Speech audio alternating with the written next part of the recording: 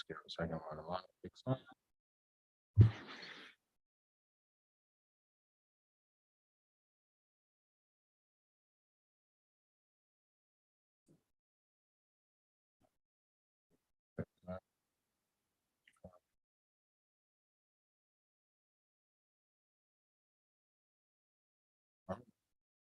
Just button the button. You ready? Ready.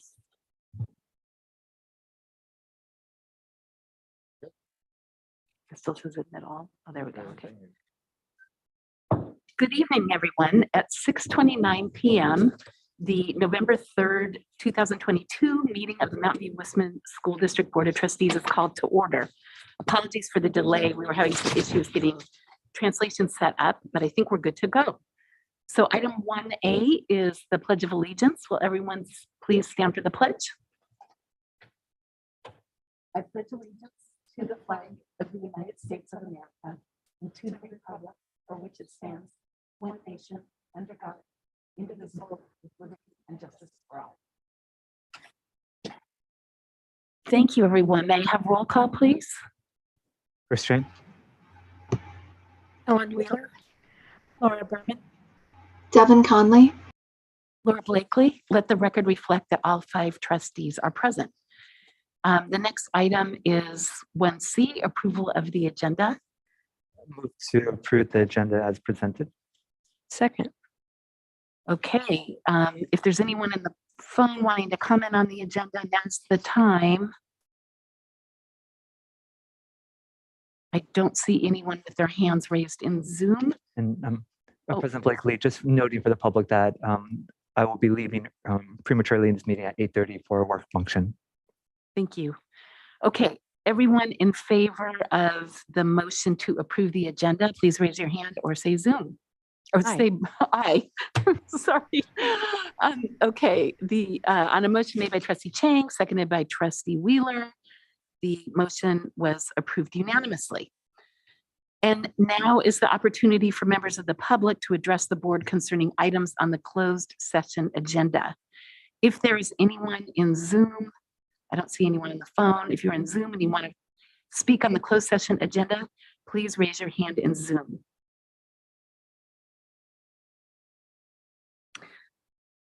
Okay, seeing none at 6:31, we will adjourn to closed session and we'll return when that's completed. Thank you.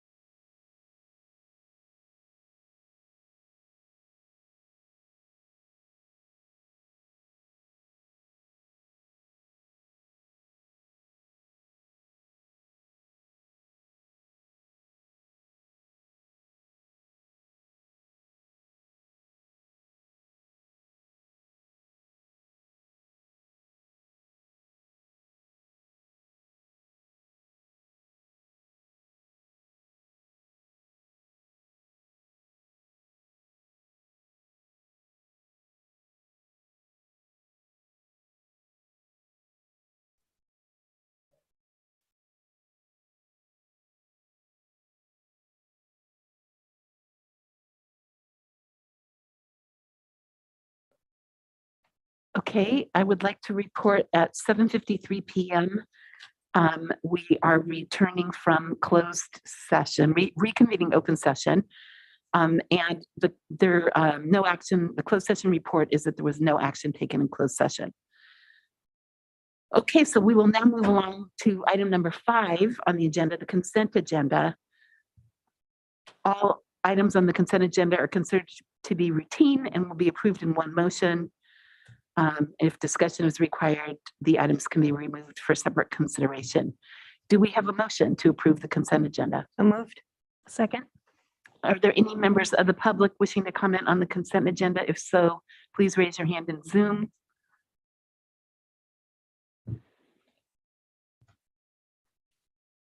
Okay, seeing none. All in favor, please say aye or raise your hand. Aye. Aye. Okay, on the motion made by Trustee Wheeler and seconded by Trustee Berman, the consent agenda was approved unanimously. We will now move to item 6 on the agenda, communication. A is employee organizations. Are there any members of employee organizations wishing to address the board? If so, please raise your hand in Zoom.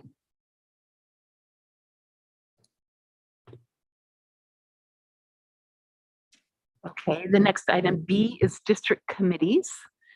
Are there any members of district committees here this evening wishing to address this board? If so, please raise your hand in Zoom.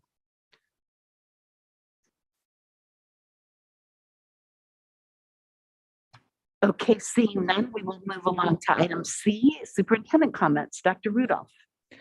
All right, thank you. Just a couple of things real quick. So just wanted to congratulate everybody on the dedication that we did today for the 777 teacher housing project. So definitely a big thing.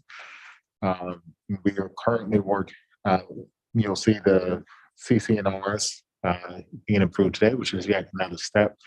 And then we'll start moving into determining rent, setting up that a separate board and all those other actions that need to get us closer to actually getting ready for lease up. So super excited that process has happened.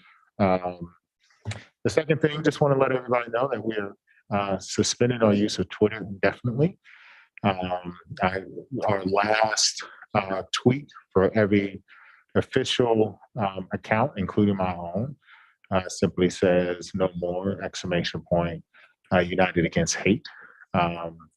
We've noticed that there's been a sharp increase in the use of hate language as well as questionable words. And so, while we appreciate, or at least while I appreciate Elon Musk's desire to make sure that, he has a platform for free speech, I also think that part of his job is to help moderate hate speech.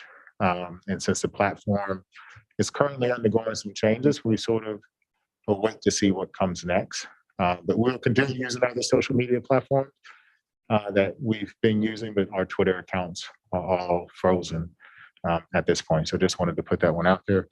We do have a community check-in tomorrow where we'll be talking about a bunch of items, especially United versus Hate Week, or United Against Hate Week. Super excited about this activity. We are partnering not only with the Teen Center, but also with students from Mountain View Los Altos who will be doing leading sessions with our 8th grade students. So this is a big event, and this is as a result of board taking action and dedicating United versus Hate Week, I think in the second week of November.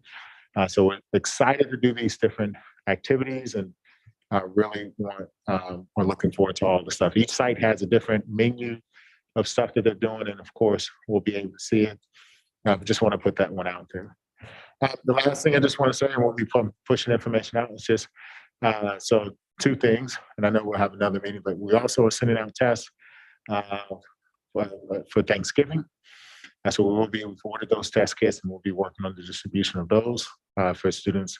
Thanksgiving is traditionally a big gathering time, and so we, unlike Veterans Day, we're focused on gathering events to help prevent the spread of COVID. So we'll be sending those out. And then the second one is just to remind people that parent-teacher conference is coming up in December. It's moved up, it's bounced around a couple of years, but we also wanted to make sure that it occurred right after we had data. So we have interim tests. First interim is about to end at the end of this week, which means that everybody has a half day tomorrow. And so we want to make sure that we have data and stuff that we can facilitate. We're working on the logistics of those. We know that some parents appreciate having it in online, and some parents would like to come in. So we'll have more details about which way we're going, or if there's a hybrid version a little bit later. We're talking with our sites to sort of determine what's going to be the best approach. We will definitely come back before Thanksgiving break or to sort of to explain what the details are. But all of those days are half days. And I guess I'll add one more item is next week. If you haven't, I know in California we do early voting by mail. But in the event that anyone hasn't voted, please use your constitutional right to exercise the right to vote. So Tuesday is the day. If you haven't done it by mail, it has to be postmarked by that day. And if not postmarked by that day, you can go into one of the stations where you can go, you can cash a ballot. There are tons of ballots throughout the city. Our city's done a great job, but the county register has done a great job of even highlighting them. I see one right down the street, right across the street from Vargas as I'm driving by. So they're put in convenient places, but just want to remind everybody, please to go vote, because every vote does count. And that's it. So true, Dr. Rudolph. Thank you. All right, we will now move to item 7 on the agenda, community comments. This is the time reserved for community members to address the board on items that are not on the agenda. The board and administration welcome this opportunity to listen. However, in compliance with the Brown Act, the board is not permitted to take action on non-agenda items. If you are here this evening and would like to comment on an item that is not on the agenda, will you please raise your hand in Zoom?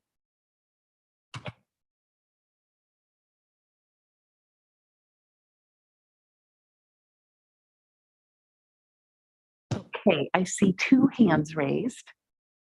So each of you will have 3 minutes. We'll go with Amber Kerr first, and then Jolyn, I believe, is the second speaker. So when you can see the 3-minute timer, there you go. Please unmute yourself and proceed.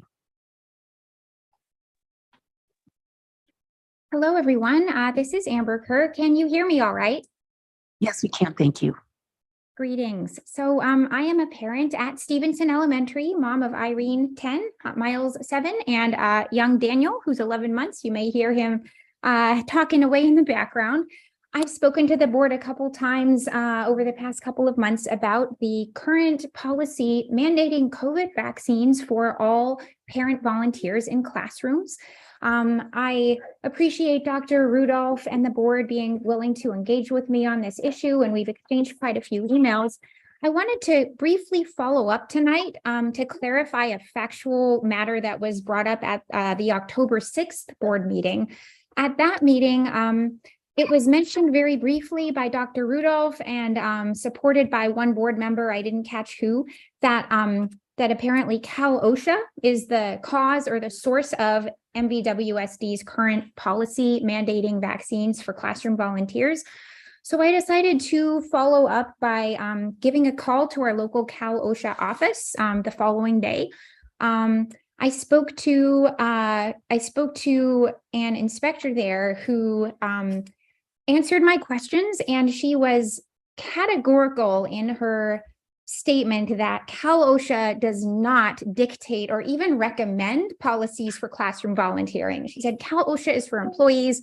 Volunteers aren't employees. Cal OSHA doesn't even mandate COVID vaccines for their own staff, let alone for schools or school volunteers.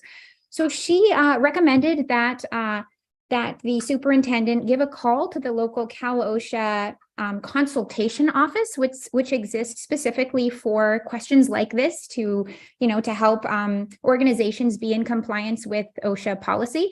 She provided me the phone number, and I have transmitted that along with further information to the board via the public comment email. So thank you for continuing to engage with me on this. I hope that it becomes possible to update this policy soon. As a Stevenson parent, I'm particularly sensitive to the missed opportunities for classroom volunteering because Stevenson really runs on volunteering, and classroom volunteering is kicking off imminently. We had a parent meeting last night and everybody's excited about helping with arts focus. Everybody's helping with gardening, with field trips. And I'm sitting there, not volunteer because I have a medical contraindication to volunteering, to the vaccine. And I think we can work this out. I think it's pretty straightforward that state and county policies no longer discriminate based on vaccine status. Rather, everyone follows the same common sense COVID safety policies, such as monitoring for symptoms and testing when necessary. Thank you so much. Thank you, Ms. Kerr. And now we have Jalen, and I noticed a third person raised their hand, but we had already cut off time for speaking and allocated time.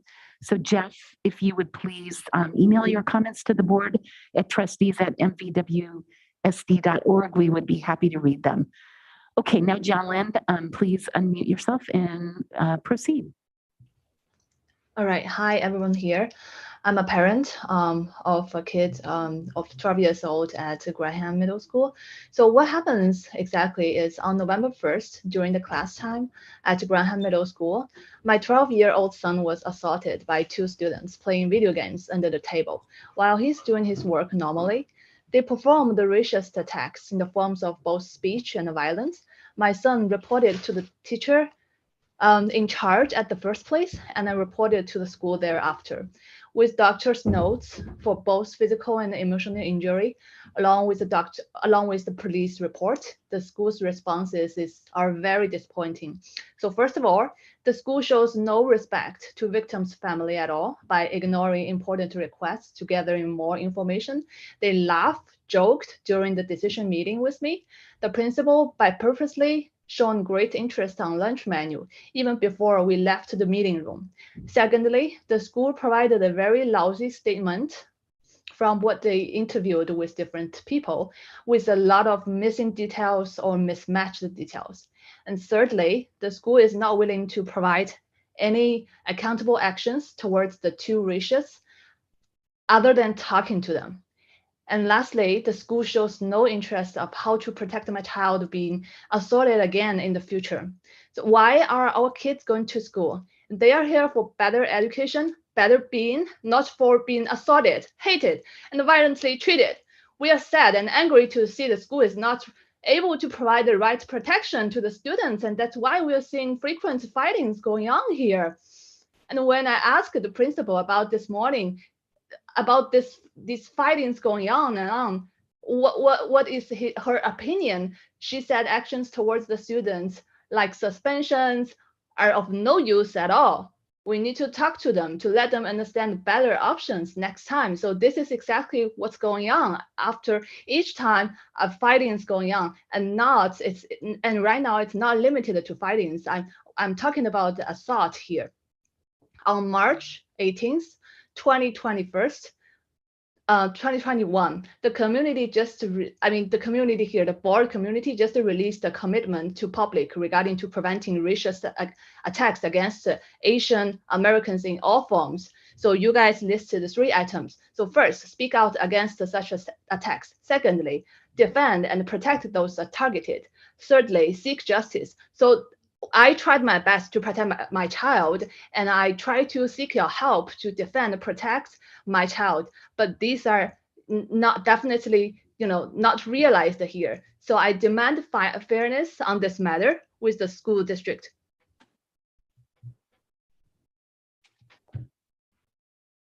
Thank you. Okay. We will now move on to item 8, review and action. Item 8A is off schedule 3% payment. And I believe Dr. Rudolph is presenting to us this evening. Yep, it's actually going to be a combination of Dr. Westover as well as us. Sorry, not us, me. Sorry, apologize. So I guess us meaning us, but I said your name. Sorry, Dr. Westover.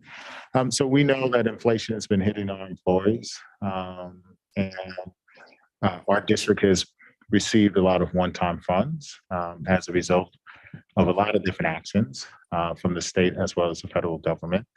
And as we see interest rates continue to climb, gas prices, while they dropped, they're starting to inch back up. Obviously, the cost for energy and everything else is also increasing. And so what staff is proposing is a one-time, and this is something that we committed to when we agreed to a multi-year agreement, that in the event that we saw that, we had extra funds that were coming in and we were able to do sort of one-time off bonus increases, that we would investigate that and sort of look at our financial position. We are in a very good financial position. And so what staff is proposing is a one-time 3% off bonus, off salary bonus to the employees. And Dr. Westover, I don't know if you have anything else that you want to add to this. No, I think you captured it all. Thank you. Thank you both. Trustees, does anybody have any clarifying questions for Dr. Westover or Dr. Rudolph? Are there any members of the public wishing to comment on this item? If so, please raise your hand in Zoom.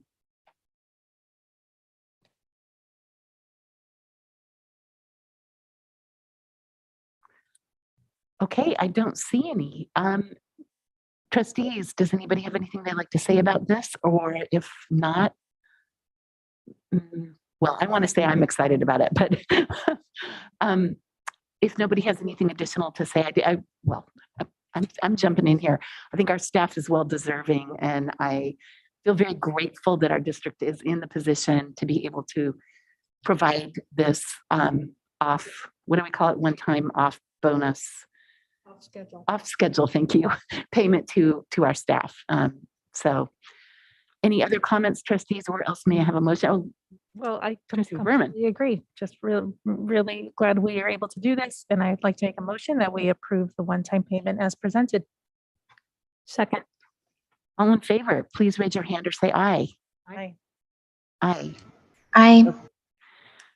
Okay, on a motion made by Trustee Berman and seconded by Trustee Wheeler, the motion passes unanimously. Thank you, everyone. All right, moving along. This next one, I'm sorry for the typo. This will not take 45 minutes. If it did, trust me, none of us would be interesting. As someone who sat through over 45 minutes in multiple meetings to get this one done, I just want to point that out. So this is our declaration of covenants, conditions, and restrictions. So I'm just going to give you the skinny of this real quick. All it simply says is that when it comes to our teacher housing deal, we will pay our fair share of any of the improvements that need to take place. And we commit to making sure that we keep the apartment complex to the same standard that the rest of the apartment complexes are, or the other two buildings, and that we're not going to paint it any types of different colors. We agree that there's a cost sharing. It's about 16% or so. It's based off of the number of units that we actually have. So it's a pretty routine and pretty sort of mundane action that we're asking, but we do have to do this in order to keep the permit process going. The city has been great with allowing us to continue and sort of get courtesy inspections, but we're starting, as you saw today, they're hitting the second floor.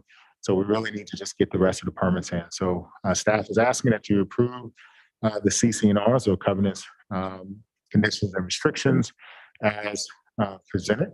And then we will sign those and get those over to the city as well as back to Mayor Moore. Thank you, Dr. Rudolph.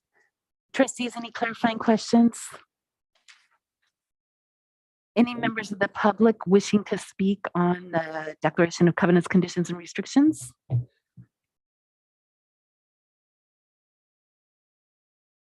Okay, I'm not seeing anybody with their hand raised in Zoom. Any sorry, oh, I apologize. Trustee Conley. Well, I was just anticipating you moving on to trustee comments. Oh, well, I was just about to do that. So would you like to speak on this matter?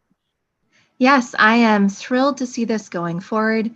It's another small piece in what has been a huge undertaking, and it was thrilling today to be at the groundbreaking for the new teacher housing. So thank you to Dr. Rudolph and all of our district staff and our partners at the city and with the developer for continuing to move this forward together. You're here. Any other comments, trustees? If not, may I have a motion? Move to approve the declaration of the covenants and conditions and restrictions and establishment of easements and cost sharing obligations for 777 West Middlefield. Second. All in favor, please raise your hand or say aye. Aye. Aye. Okay, on a motion made by trustee Chang and seconded by trustee Wheeler, the CCNRs were unanimously approved as presented. And I would like to say, I'm glad to see this went from 45 minutes to 5 minutes. So All right. Here, Let's- here. Let's see if we can keep it going. So next up, sorry. I was just going to say, next up is review and discussion, item 9A, the Jaffe Emergency Service Providers Overview. And I think that's you, Dr. Rudolph. Yes, and I believe we also have our partners from JOF here, but I'm going to start off and just give a quick update and then allow them to talk about the work that they're going to be doing with us. So we plan on reviewing safety. And in this case, what we mean is that we're going to look at programs, physical improvements, as well as procedures. When we talk about programs, we're talking about bike safety, disaster training, digital citizenship. We talk about physical improvements, lighting, ventilation, fencing, and procedures, air quality, active shooter, COVID, and earthquake drills. And we gave an update about this a little bit later, and Mike from JOF Emergency Services will be talking more about the process that they want to do to sort of go to review it. So what we're currently looking at in terms of the programs that we currently have, we have a bike safety program. We've updated crossing guards. Obviously, we've revamped and improved our disaster training, which we just conducted last week. We also do digital citizenship. So we try to deal with online bullying and how to use the internet safely through Common Sense Media. And then we also have internet safety controls on student Chromebooks through Securely. So I get a weekly update about what Eli's been using his Chromebook for, which is a really good thing. And that includes even when he's at home. And that also allows parents to have tighter controls when a kid's at home, or to simply shut the computer off if they so choose. Physical, what we're doing is obviously we're adding lighting along walkways. So I just want to a quick update. We have lighting. The lighting ballots have finally came in, so they were behind schedule, which is good. So we'll start doing those during Thanksgiving break. Obviously, our HVAC system is currently underway. We have some final upgrades that we're going to be doing to bring all of the systems online. So 3 of our campuses are not on our EMS system, but they all meet the MERV 13. And the EMS system allows us to control them remotely. So we will be finishing that upgrade pretty soon. And then obviously each classroom, including offices as well as small spaces, have a HEPA filter that is more than adequate to change out. And we do have a pretty high rate of air exchange in all of our classrooms. So we're really good there. Fencing, we connected the perimeters with every school except for Montaloma. And we will start installing remote locks in the wintertime, meaning that we will be moving everyone to a keyless system. We'll have keys that we reserve for emergency purposes, but everyone will be offered a badge that they can use. And so that's a new upgrade that we have. And then procedures, obviously October is Safety School Month. We do trainings and drills, active shooter, as well as earthquake drills. But we have some next steps that we want to look at. And really this is about how do we make sure that we're meeting sort of the challenge that we all face. And so obviously, this week they released some more of the phone calls from some of the students that were in the classrooms. And so we want to prevent that to the best of our ability. And large part of what Mike and his team are going to do is really help us to improve some of our protocols and processes. So we do have a safety advisory task force with representatives from parents as well as staff. So this was an all call and they accepted. Our first meeting is actually next week. So we're really getting excited there. And JOF Emergency Services will be talking to us about that and sort of explaining the process and also giving some information. So they will work with the safety task force and they will conduct a safety audit to really help us understand what our opportunities of growth. And then we'll continue to provide regular reports to the board, families, as well as staff. One of the things that this safety advisory committee is going to do is after JOF completes the actual assessment, is that they will sort of present it to the emergency task force. We'll make some recommendations. We'll look at what's feasible. They'll make those recommendations to me, and then I plan on bringing those back to you. So I'll say, like, if, for instance, JOF worked with the German schools, one of our tenants, and suggested that you raise the fence to 7 feet as opposed to I think they had theirs at 5 or 6 feet. And so that's one of those things that we would bring back if we felt like that. Yes, this is definitely something that we should be focused on. And there are some other things that we may or may not be able to do, but it'll be a great way for us to get a fresh look from it. So the task force will begin this fall. And in January, we are planning on doing the school assessments, and Mike will be talking about that in a second. They're going to do an environmental scan of the schools that forms the basis for recommendations.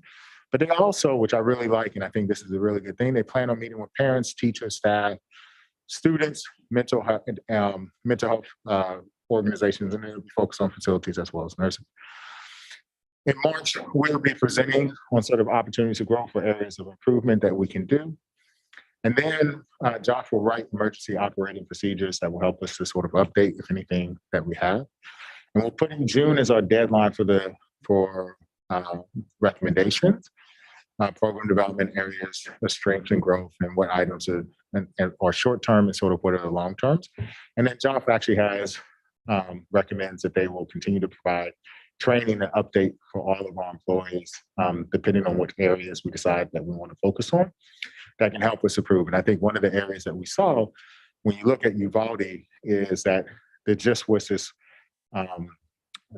sort of a miscommunication, right? So many people on that campus that no one sort of took control. And so that's one of the things that JOF will sort of help us do, right? To determine who is supposed to be in control, who's the incident commander, so to speak. So now I'm going to turn it over to Mike, who can present. Mike, you're as a co-host, so you'll be able to present yourself. And then obviously after he presents, we'll open up for questions from the board and then obviously to the board. Thank you, Dr. Rudolph. I will pop my slides in here, and I think everyone can see those now. Good evening, everyone. Thank you, Dr. Rudolph, Board of Trustees, and members of the public for the invitation to speak this evening, as well as the opportunity to talk about my organization and my team at Jaffe Emergency Services. I am the Chief Growth Officer of Jaffe Emergency Services, and we are really excited for this opportunity to partner with the Mountain View Wissman School District in order to help improve the safety of your community. Because that is exactly what we at Jaffe Emergency Services do. Our mission is to make communities safer. And we do this through a number of ways. We use our trusted experts. We have, this organization has been built over the last 15 years with trusted experts. We have emergency medical professionals, social workers, security professionals, as well as school administrators and educators that have all come together to advise on the safety and security of schools. And we work with the school and the community and the school district to understand the community, to understand the way that they operate, to know what they are focused on, to make sure that the solutions that we offer up and the recommendations that we make are not out of scope or out of line with the community.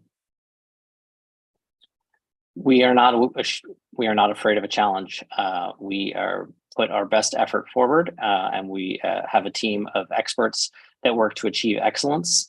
And we look to solve every problem because we know not every school is cookie cutter and there's not one size that fits all. So we're determined to solve the problems that we uncover during the process of these assessments. And we also come from a position of empathy and understanding. We know that it's not if an incident will happen, it's when. And we know that those times are traumatic, and we come with a trauma-informed approach.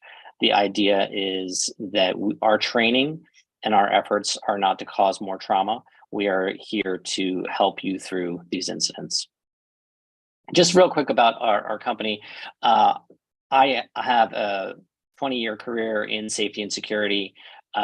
Jack O'Loughlin, who is our head of people, he's on the slide because it is really his efforts to build a team of experts and build a culture at Jaffe that provides the right people that come to the table to help you with these assessments. But most importantly, I want to mention Chris Jaffe, our founder and CEO, who, as I said, he's been at this for 15 years. He comes from an emergency management and emergency medical background and founded this company as an organization that is focused on making schools safer. And that really is the focus. There are a lot of organizations out there that do safety and security that happen to work with schools. Ours is a school-first safety and security organization. And how do we do this? Very simply put, we teach, we help, and we do. And what that means is we have our approach is that we provide the training and the resources to give the faculty and staff at each of your schools the tools to feel comfortable and confident in carrying out these processes.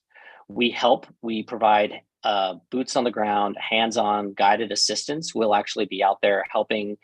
We'll be walking the campuses. We'll be helping lead drills. We'll be leading tabletop discussions on how to do an incident command structure, as Dr. Rudolph mentioned. And then we do. In the event that you need assistance, we'll actually be on campus and we will help implement the plan and put it into action. This is just a little graphic showing the various ways that we are out in the field and we help through emergency management, school security services, and school health services. And really, as I mentioned before, it comes from a place of our own corporate culture. We're founded in these strong foundations, what we affectionately refer to as Roger relationships. We understand that this is a partnership with the school district. Outcomes, we know that effort is good, but the outcome is the proof. We come from a growth mindset. We're looking to work with you to move your safety program forward. We do what we say we're going to do, and we provide an excellent product. And then rewards and recognition. We believe that taking care of our people are going to lead to people that are not suffering from the stress of wondering about pay or benefits at work or not having a good work environment, because we wanted them focused on the mission at hand. A little bit about the safety program that we're going to implement for the Mountain View Wistman School District is as I mentioned a number of times, we really see this as a partnership.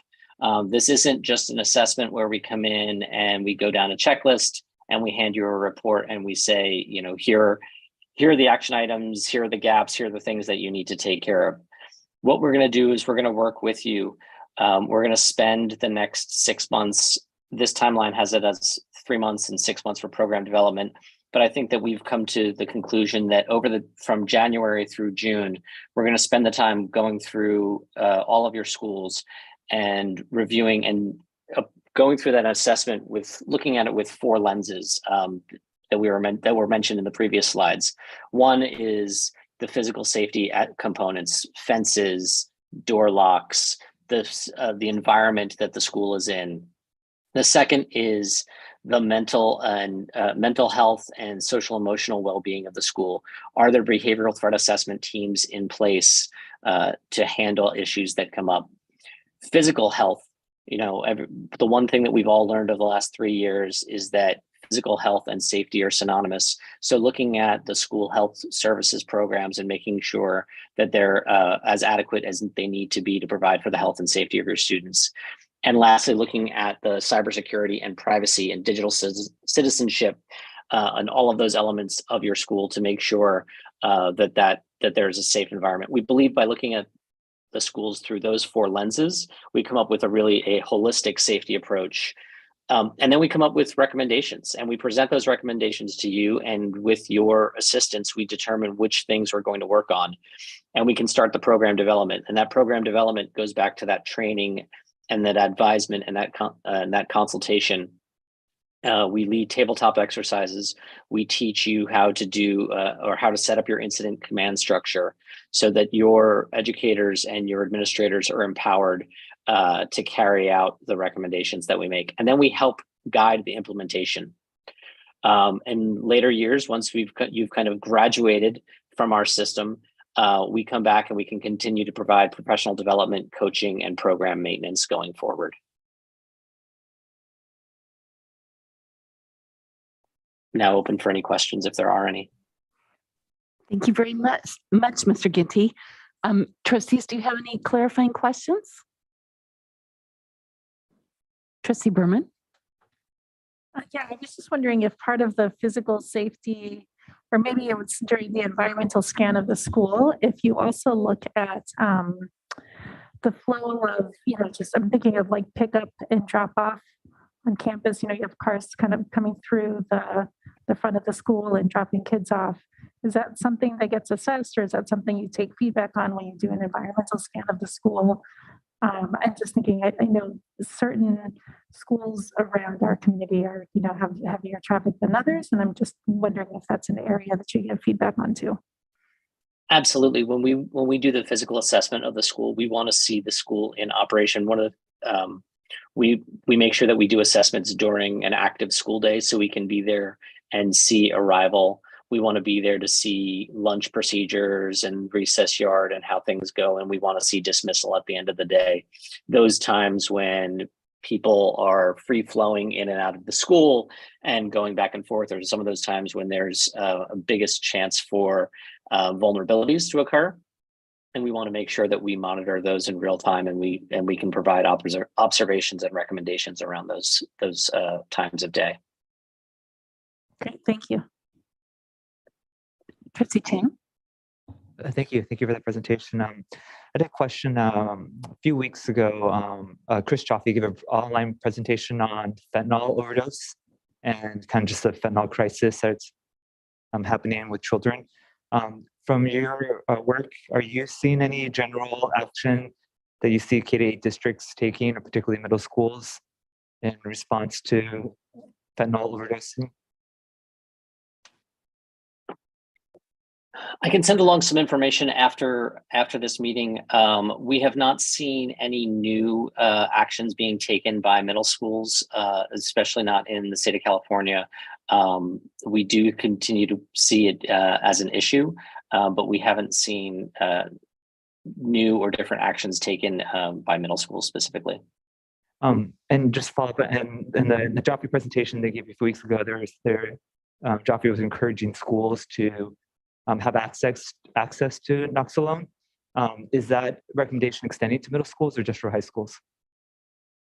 That and Narcan we do recommend for middle schools and high schools. Yes. Thank you. Thank you. If there are any members of the public wishing to address the board, excuse me, before I get to the members of the public, Dr. Rudolph. Just real quick, because this is, I know Trustee Chang is going to be leaving soon. So one of the requests or items for future agenda, but since you've mentioned it, is about having access.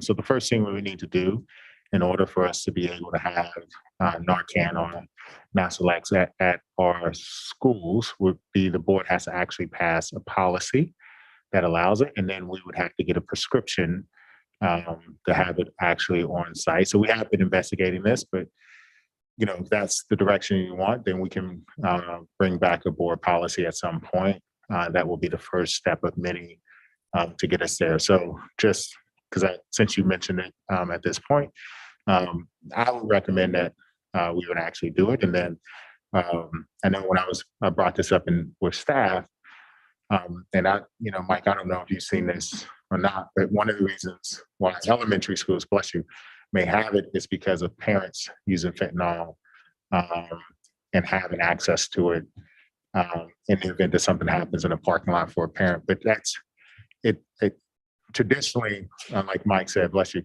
it is more for middle schools and high schools. But if we want to make sure that's at all of our sites, that's one thing that, I was unaware of that we need to take into consideration. But again, board policy is the first action step in that. And then the second one is getting an actual prescription that allows us to have it, which would be simple, similar to the EpiPens that we currently have. We have to have a prescription for those too. Wow, a lot goes into this. Thank you. Now, if there are any members of the public wishing to address the board on this item, will you please raise your hand in Zoom?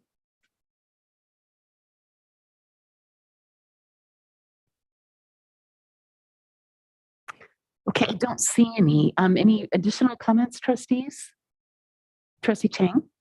Thank you. And just recommending board members to the presentation that Jaffe gave on at the webinar. They gave it on October 10th, but it's like recorded, so you can just go to the website and see it.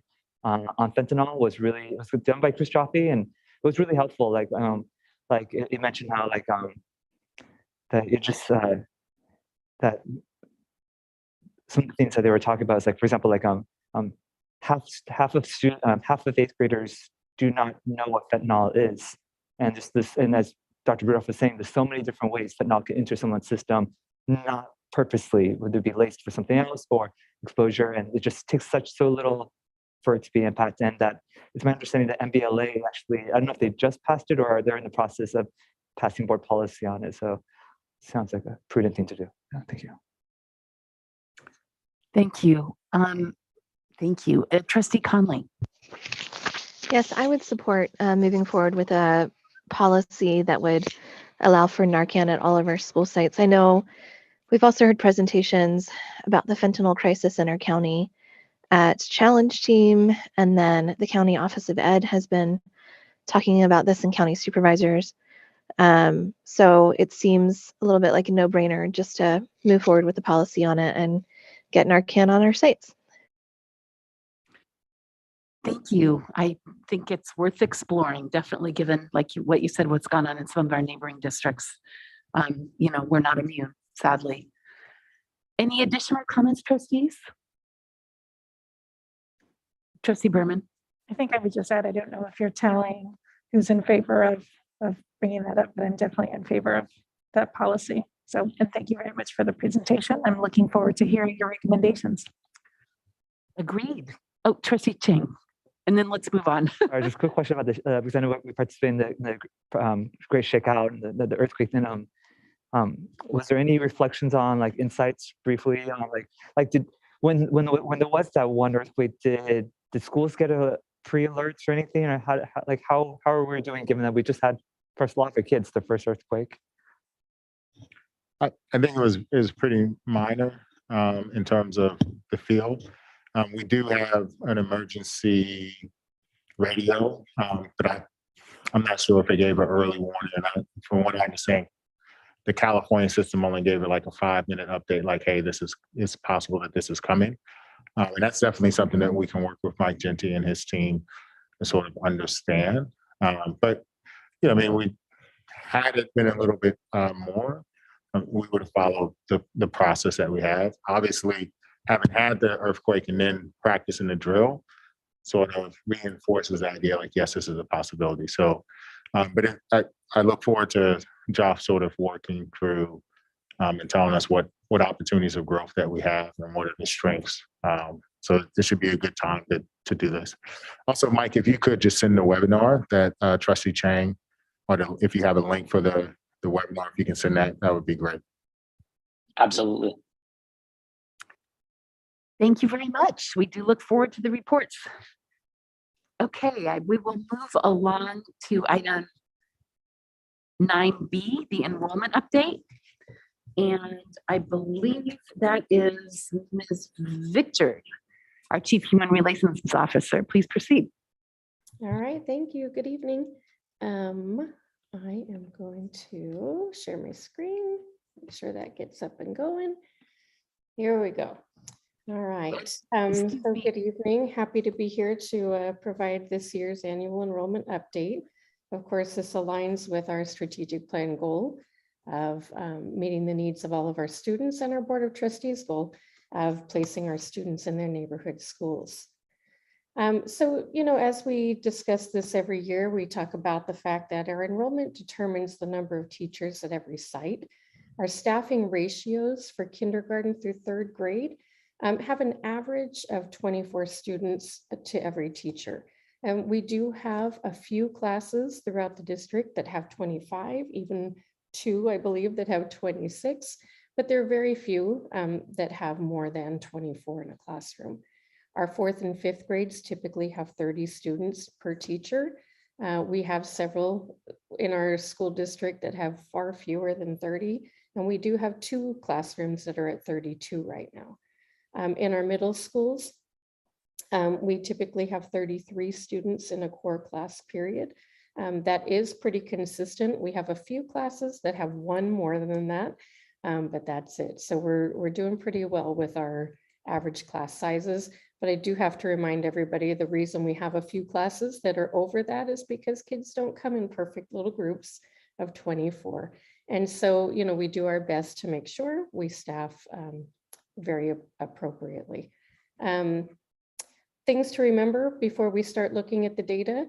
We're looking at 4 years worth of enrollment. 2020-21 was the first year that our new boundaries were fully implemented. And then due to COVID last year, we had quite a few families who moved or made changes to their situations. And then this year, the state changed our birth dates for enrollment into TK. So that makes some adjustments too in the numbers we'll be looking at. So now we'll take a look at some data, looking at enrollment information from October of 2019 through 2022, looking at our enrollment numbers by site. And then we'll go by grade level at each one of our sites so we can kind of see what the trends are, school by school, grade level by grade level. And I want to just, as we go through those, remind you that while it looks like there are a lot of ups and downs, if you follow kind of the trend line of our cohorts of students, there's a little bit more stability than you might initially think. Oops, sorry. And if we look at, I think I just skipped Mistral. It looks a little bit more steady at Mistral as one of our choice schools. Stevenson also has more of a steady trend as a choice school. And look at that spike in our enrollment at TK at Therakoff because of that age change to the TK enrollment.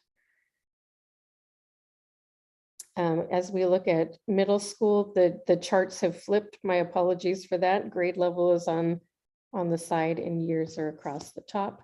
Our middle schools are much more stable in the last 2 years in particular, grade level by grade level.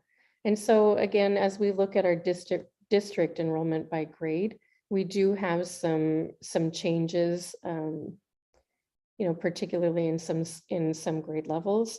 But again, that trend line from year to year keeps us fairly consistent as we're moving forward. Noticing though that our kindergarten enrollment is decreased in the last couple of years. So as we look at withdrawal reasons, they're fairly consistent too over the years.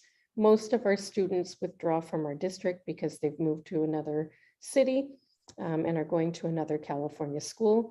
Our second biggest group move on to private schools, and we still have, our students who are moving out of the state or out of the country, but our trends are back kind of to where they were before the pandemic began, as far as withdrawals go. Some additional data I just want to share with you actually takes us back 1 year further. We don't have all of our data at the very beginning of the year for English learners because we're still assessing students who are coming in to determine whether they're English learners or initially fluent. But I wanted to share some data about our English learners by site. Clearly, we continue with the trends of having the majority of our English learners at Castro. Our Mistral students are really inching up to that 50% mark, which is great for our dual immersion school with their English learners. but our percentages of English learners remain fairly consistent site by site. As we look at our percentage of English learners in each grade level, you can see that just like the spike that we saw in enrollment in TK, we also have significantly more English learners coming into our TK this year. And typically, we want to see this trend of having more English learners in our early grades and fewer as we go up the grades, not because fewer children are enrolling, but because more children are reclassifying. I also want to just take a quick peek at our free and reduced lunch counts by site. Again, we don't have current data for this year, but looking at the years past, we can see that we do have some decreases in our free and reduced lunch counts at most of our sites from last year. But we knew, we expected that to happen. Again, it's early in the year. We don't have our lunch counts for this year yet. But as we continue to have all of our students receiving free meals, which is fabulous and wonderful, the urgency for people to apply for that free and reduced lunch status is minimized. And so not quite so many people apply for that. It is important though for us because that free reduced lunch status is one of the categories that contributes to our unduplicated count and also contributes to our Title I funding. And you know, those free and reduced lunch numbers we knew were expected to decline last year. We expect that they will continue to decline as that free and reduced or that free meal program has been extended. Just because our free and reduced lunch counts have declined though, that doesn't mean that the needs of our families have. We see this through our McKinney-Vento counts, which remain consistent from years past and even increased in some of our school sites. And so we know that even though we don't see an increase in free reduced lunch, we know that we do have families who have needs. Immunizations are part of the enrollment process. You know, California law requires children to be immunized before they come on campuses. And the administrative services team, you know, and our nurses work really hard to make sure that everybody has all of the immunizations required before they started school this year. There are a few exceptions, but those are handled very specifically with our nurses. And so I'm happy to say that all of our kiddos started school this year fully compliant. And so just as a summary, our enrollment has continued to decline, as you could see in our slides, at most elementary schools. Therakoff, again, did see that increase due to the expansion of TK. Vargas, as our newest school, continues to grow. And our choice schools do remain pretty consistent because we do have the specific numbers of seats available there, and we continue to fill those. Our middle school enrollment did increase this year, and our withdrawal reasons were pretty consistent within our years past. As far as next steps, you know, we need to really continue looking at our enrollment shifts and how those enrollment shifts are impacting our staffing at each site. We also continue working, always talk about our substitute teachers, but we continue working to place long-term subs for teachers who are away on leave. We currently we've had about 11 teachers, 11 classroom families have been notified of long-term subs. And I know we have some more coming within the school year. And we work really hard to make sure that we have good fits with our teachers who can stay in those classrooms. We continue to plan for further TK expansion. The age range for TK will change again next year and will increase the age range by 2 more months. So we'll anticipate enrolling even more TKers in the upcoming year. And then this year, we are making some adjustments to the enrollment process, really trying to help streamline and support our families with more information coming to them on a regular basis leading up to the enrollment period in January, so that parents are more prepared and have an easier time accessing the online applications and enrollments. We're also really looking at a streamlined enrollment process because we know that the enrollment impacts our staffing and impacts our recruiting and hiring. And so we want to really be thoughtful about our recruitment this year. And then of course that enrollment impacts our budget and our teacher placement and assignments. And so that new process for enrollment hopefully will make everybody's experience really positive and great, and we'll have really good outcomes with placements for all of our students and staff in the coming year as well.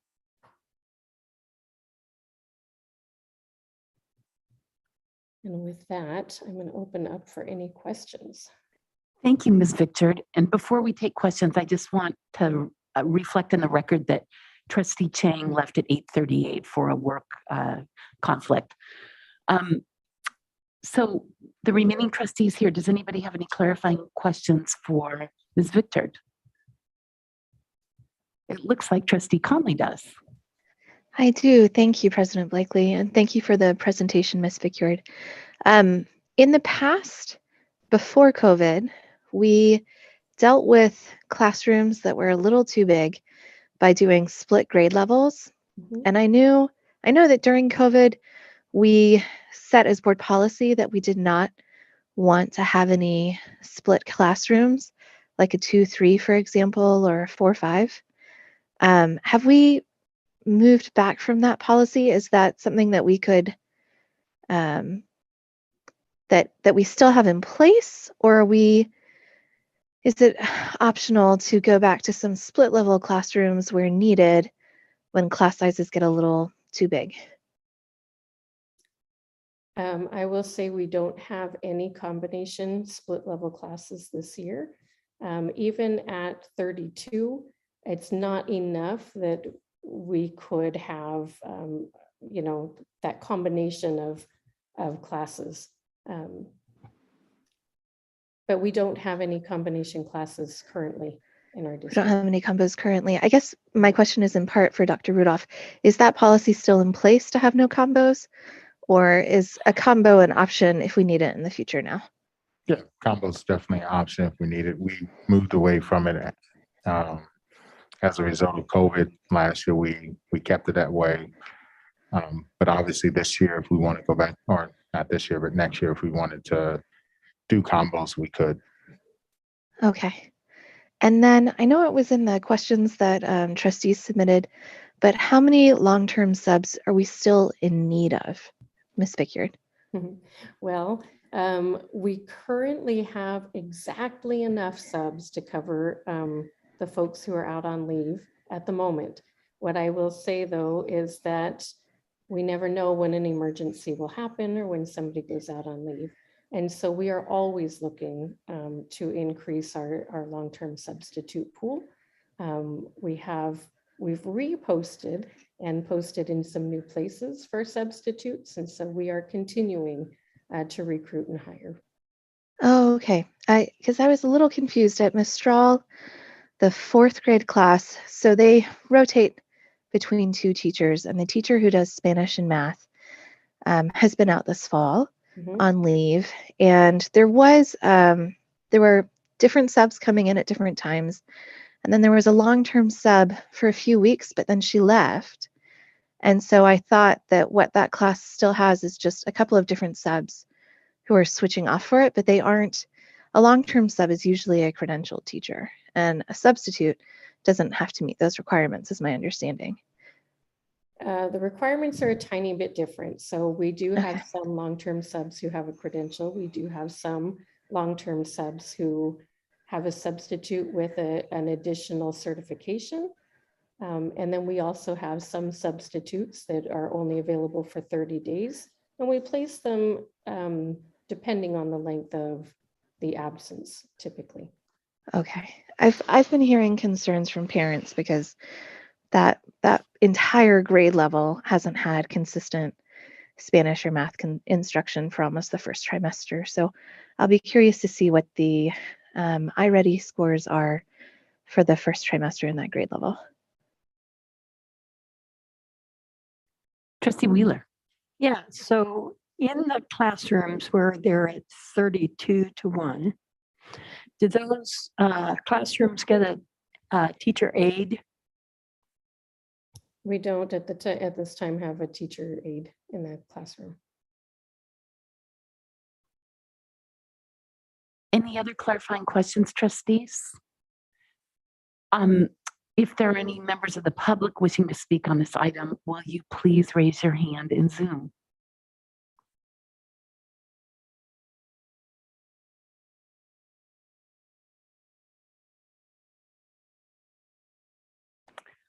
Okay, seeing none, trustee comments? Trustee Berman? I know that our enrollment is down now, but looking into future growth, I'm sure that will change in the near-ish future. When I think about our class sizes, I think about the heavy lift that teachers have right now coming out of the pandemic, and whereas we're going to see with data, we've definitely seen some regression, not just in our district, but really this is an issue across our state and our country. But here we can do something about it and do our best now that we have that information. My concern about having larger class sizes when we get into numbers that at 30 or even 28 is that they strain a teacher's ability to make meaningful connections with students, provide timely feedback for students. And I think those things really matter, especially, I'd say now more than ever. And something that concerns me is sometimes when those big bubbles exist, the cohort of students will continue to have that bubble for a little bit. So they might have that big classroom for more than a 1 year.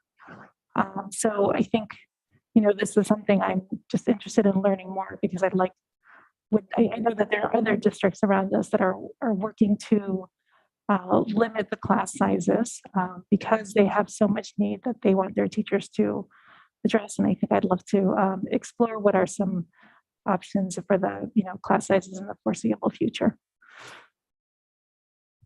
Trustee Wheeler.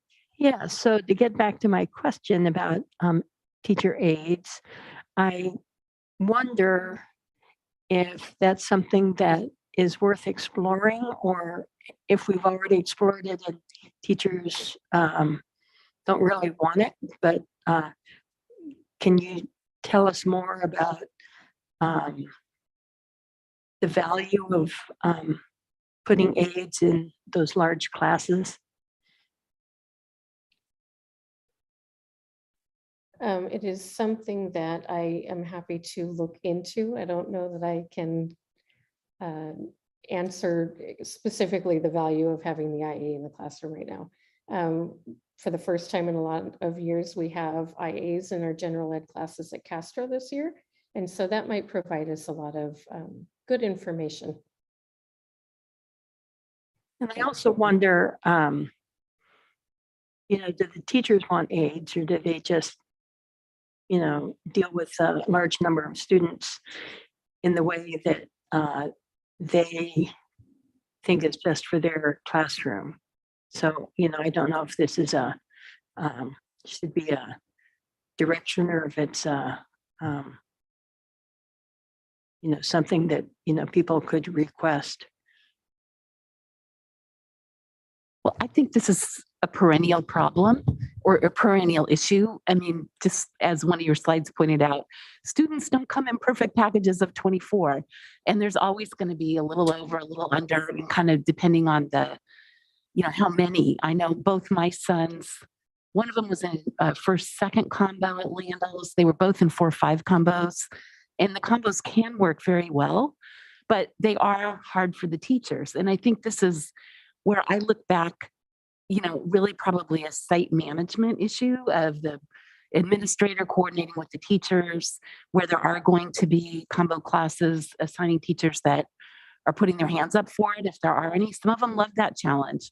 And I also think being creative with resources, these classes, that when I was a parent of combo classes, the teachers would kind of talk to some of the parents, like, could you volunteer on Thursdays on a regular basis, or that sort of thing, depending on what the lessons were. Obviously, if we have dedicated aides or staff, that's ideal. But my recollection is also that when we exceed those limits, don't those teachers get a little bit of a stipend for each student? So I'm sure it doesn't make up for having, 2 extra students or 3 extra students, but to me, it doesn't necessarily make sense if you've got 32 kids to split it into 2 classes of 16. We just have to be a little creative and flexible. And I am grateful also that we have talented administrators, and just in my experience, I've seen it work. So I appreciate the report. And I hope we don't get really out of whack, but judging from what I've seen in the time I've served as a trustee, we haven't. And when we've needed to bring in an extra class or bring an extra teacher and make 2 classes, we've done that. And I trust that will continue. Trustee Wheeler? Yeah, but I would like to point out, I was talking about aides, not split classes. Okay, fair enough. Fair enough. And I see Trustee Conley has her hand up as well. Thank you, President Blakely. I think I want to put a bug in everyone's ear when we down the line have to talk about boundaries again and look at school sizes. I think one of the challenges here is that if we do, many schools have 3 kinder classes of 24, and that's 72 kids. That doesn't actually break down into 30 kids for 2 classes when they get to the upper grade levels. We have attrition, but attrition of 12 students is a lot. And we don't make that number in all of our school sites. So it might be that as we look at boundaries and we look at school sizes in the future, we actually take into consideration class size in those early grades and how it's going to impact class size in the upper grades as well, so that we aren't having those overages. But it's also all about money, unfortunately. And staff are very, very expensive because they're incredibly important. Fair enough. And I also think with the, new development coming in, we're going to be having new students coming in. It's going to, just continue to shift over time, and we'll have to adapt. And I'm confident that we will. But I appreciate this report. And I think you said we had even more students now, or did Dr. Rudolph tell me? No, just total than what, like this report is like a photo of a particular day, but didn't we get something like 16 new students since then? We did. We've enrolled 20 new students since the October 5th date of this report. Yes. So it just means everybody's got to stay on their toes and welcome in the new kids. So, all right. Well, thank you very much. We will now move along. Oh, Trustee Wheeler. Okay. Running ahead. Quick bio break, and then we will move to the last, the CASB assessment data.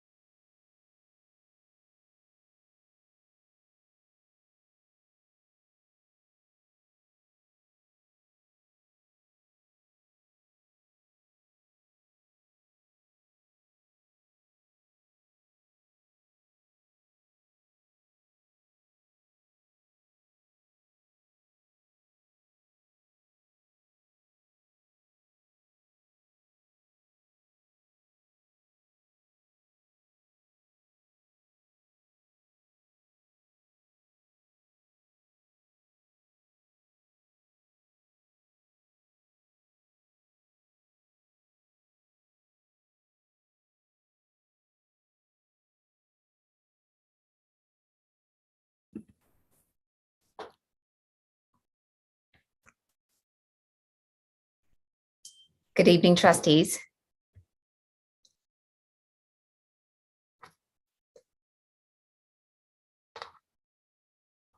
I'm sorry, I'm unable to hear.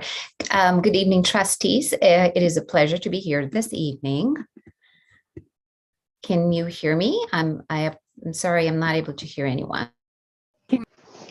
You can't hear us. Ooh. I can hear you now. Thank you very much. Okay, thank you. Thank you. Thank you. Good evening, trustees. Sorry for the little tech delay over there. It is a pleasure to be here this evening to present the CASP 2022 data results, the assessment administration that happened at the end of last school year. Hope we can see my slide. Here we are. We've made some adjustments to the previously shared presentation and added an additional next steps on slide 59. We have those additional next steps and the copies of the updated presentation are provided to the trustees, and we will upload the updated presentation online as well. Our work is always grounded in our strategic plan with goal area 1, effective and consistent instructional practices that meet the needs of all of our students. And within that goal, our work is aligned with ensuring targeted instructional opportunities to maximize learning for all of our kiddos. I want to kick us off this evening by saying summative results serve as a compass, right? A high-level indicator of how students are performing academically. Additional data points should be considered to fully understand the performance of our students and the effectiveness of our actions and programs. As you will see in the presentation, there are some gains, but there are also some declines, especially with our subgroup data. We do see an impact of school closures, distance learning, and schooling through our COVID-19 pandemic that has impacted our student learning. Our baseline data pretty much underscores that many of us know that the road to recovery is long and our students will need sustained and targeted support over time. With that, let's look at what CASP entailed. A quick background on what CASP entails is, think of it like an umbrella of assessments. And under the umbrella, we have Smarter Balance summative assessments, the SBAC, or California Alternate Assessments, the CA for language arts, English language arts and math. And then we have the California Science Test or the CA for science, along with our physical fitness test for our 5th and 7th graders. Our SBAC assessments, the summative, include 2 test types, right? So they have the computer adaptive test, or we call it the CAT, and then the performance task, or the PTs. Think of it, the CAT or the computer adaptive test, to include all of the short answers, multiple choice test types that adapt to student responses, right? Hence, adapt. The performance task, on the other hand, is more complex, and it assesses the skills across multiple standards and longer written responses. Oh, so what's the difference between the 2018-19 CASP test administration and the most recent one that our students took after a gap of 2 years? Well, first and foremost, our SBAC assessment administration this year was shorter form assessment, which is about 50% fewer test items. We know that some additional features were available on the secure browser, which is the platform that we use to take the CASP. No individual performance area or claim area scores are reported on the student score reports this year. You're probably wondering why no individual performance area scores, right? So it is due to the shorter assessments not having enough items to provide a valid score to the claim or towards the performance area at the individual student level. But performance area scores are being reported for groups of students of 30 or more. Moving on to what the score reports look like quickly. Score reports are much like a snapshot of student achievement, if I may say, for language arts, English language arts and math. They include the overall performance and the growth over years. And in the absence of the performance area scores, our iReady report, our local benchmark assessment that includes the domain level results, provides additional information for students' strengths and focus areas, especially when we're thinking of targeted instructional support for kiddos, for our students.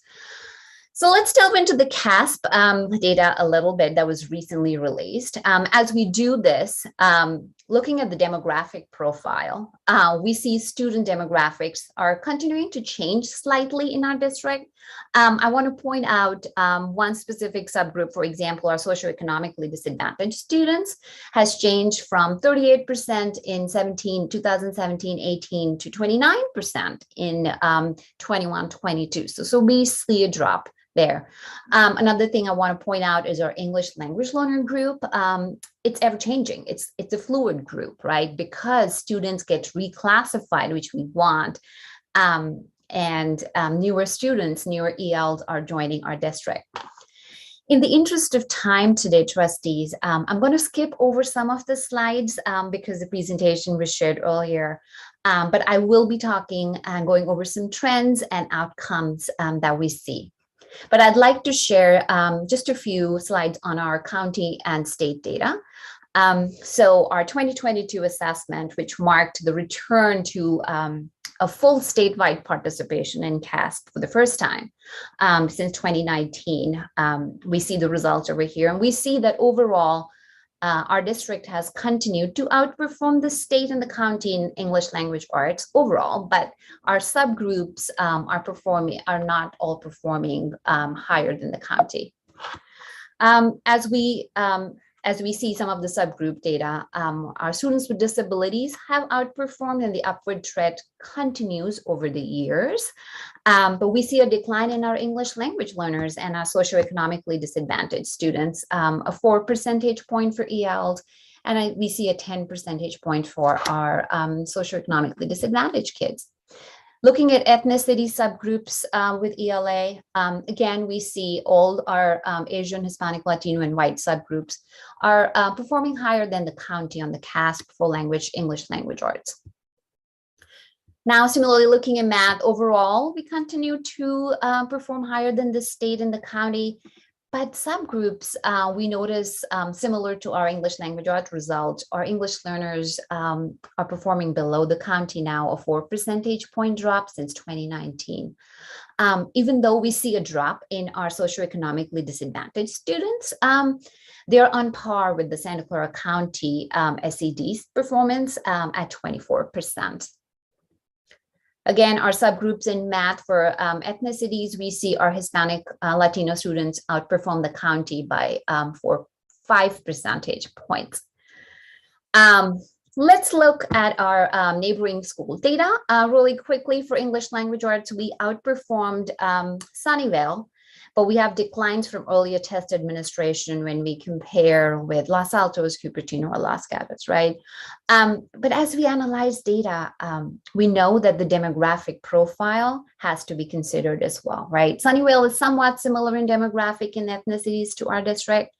For example, to give you an idea, for 21-22, Los Altos had about 10% of their students identified as ELs. Sunnyvale had about 13%, and we had 18% of our students. So we've got to keep all of those things in consideration as well. Similarly, like language arts for math, our neighboring districts comparative report is here. So just looking at our comparison reports, overall, we've outperformed, like I mentioned, but our ELs and SED groups continue to decline from 2019 CASP administration. We outperformed Sunnyvale, but when we're looking at our other 3 neighboring school districts, Palo Alto, Los Altos, and Cupertino, the overall gap was closing pre-pandemic, but it has slightly increased this past year. And we see the gap was 16 percentage points between our district and Los Altos in language arts, but this year it's 20 percentage point gap. Moving ahead, when we see our overall SBAC data for ELA by school, and then in the next slide, we'll really quickly look at math data. We see gains for Bub and Montaloma overall, and then some declines across the district. Crittenden and Stevenson, for example, had a 1% decline. We do see steeper declines for Castro, which is one of our highest need Title I schools, and where families were impacted tangentially by the pandemic. This is our math data by school. We see gains for Bobby, Mai, Montaloma, and then declines for the other schools. And we see Stevenson stayed the same at 88%. So what were some of our grade level outcomes? We see a 5 percentage point decline from pre-pandemic results for both language arts and math. And amazingly, we see similar results for 7th grade that had the smallest decline in both language arts and math, and 5th grade had the largest decline for both language arts and math. Just some data points to consider and look at. Now we're going to look at our ELA outcomes. And as we do that, in comparison to the 2019 CASP, we see decline for all of our subgroups, except our students with disabilities, where there was a 4 percentage point increase, and our Asian subgroup that remained the same. There was no change. We do see a decline for our at-risk subgroups, our socioeconomically disadvantaged, Hispanic, Latino, and ELs, 10, 11, and 7 percentage points respectively. Trustees, before I start this slide, you may have heard me talk about this, the story behind data points, and the information presented in this slide, and moving forward a little bit, is telling us a higher level data story, right? The story behind each of those data points. We know that outcomes were impacted by multiple factors, and we see the impact of school closure, of distance learning. In our district, even though we had a really robust distance learning plan that mirrored a full school day, we even got an award for a robust distance learning instruction. But we do know that instruction over virtual platforms is nothing as compared to the teacher presence in person right next to a student, right? Students don't get as many opportunities to practice oral language or fluency over Zoom, right? Having a teacher next to me and helping me and pointing to a word cannot be done on a virtual platform, or the teacher listening to me. It's impacted by tech delays or technology. It's dependent on that as well. We know our SEL check-ins, we had an hour-long lunch, and our transitions over Zoom took time away from our instructional time. And honestly, we know some of our students were Zoomed out. Tech fatigue was real. We know our families were impacted by varied levels, impacted by the pandemic across varied levels. It was a social, emotional, mental fatigue across at different degrees for our families that we know impacted the scores as well. So looking at some math outcomes, similar to our English language arts, we see our students with disabilities and Asians didn't show a decline, but all other subgroups, we see a decline. Our Hispanic Latino students show an 11% percentage point decline. Math outcomes impacted by virtual platforms, like there's limited opportunities to use manipulatives. Lots of coordination is required by our young students to move a virtual block across the screen when they press the cursor or use the mouse to move a block, versus having it right in person with you in your hands. Having the teacher being able to show your work to your teacher or is not the same as working or showing your computation on the screen. Putting up your whiteboard with an answer. The TPR aspect to it engages students at a different level, which we can have over a virtual platform. So there is this consideration that we have that had impacted our outcomes too. Our sites used our student data to determine their RTI focus. So it was different. For example, Montaloma had an RTI math focus, and we see some gains over there. We didn't have a middle school instructional coach to support our teachers and students at the middle school. This year we do have that. Even when students returned, there was a focus on the COVID safety and testing protocols, right?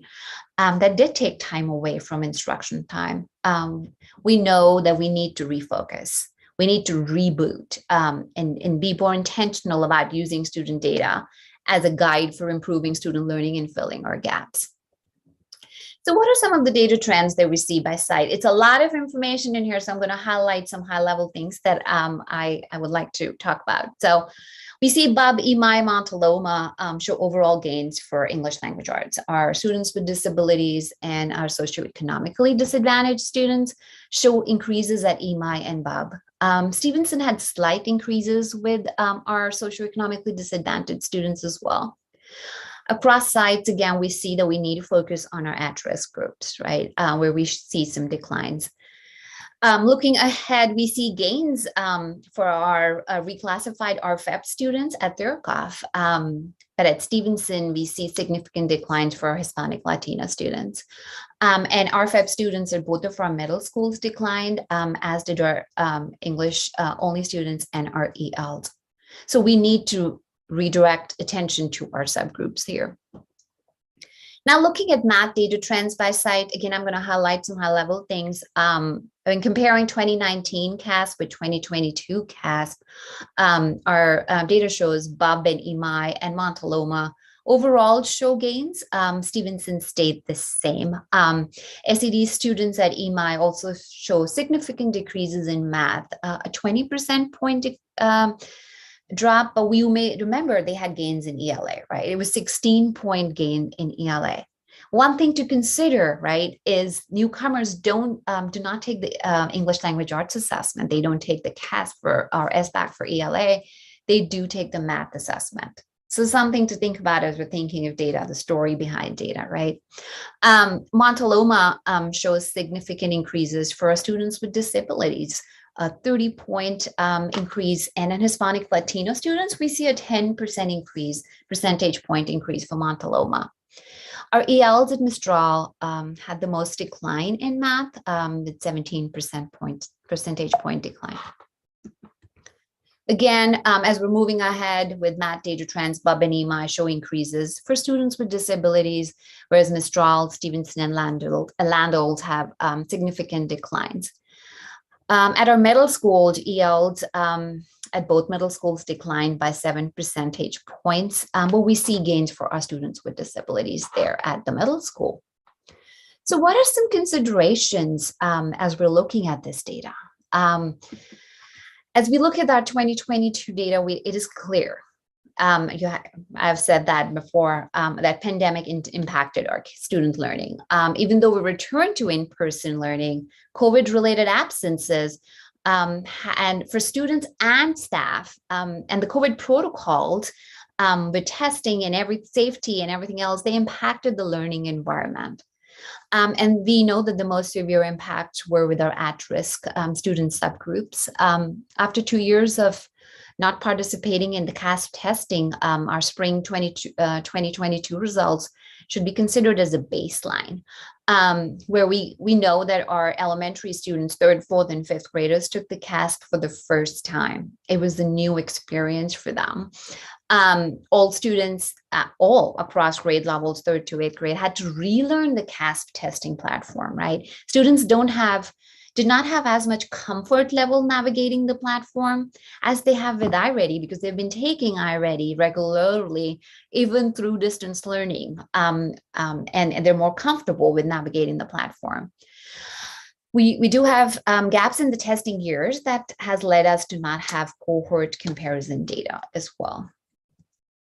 Some other considerations is we have to be cautious when we make comparisons between our 2019 and 2022 SBAC assessments, as the assessment by itself was significantly different. We had 50% fewer questions on the computer adaptive portion. The performance task score is dependent on the level of difficulty for the assigned task. And this year, like I mentioned, we don't even have a performance area information available for individual students. But, which leads us to using and having, so as using our iReady domain level and standard level data to understand our students' strengths and focus areas.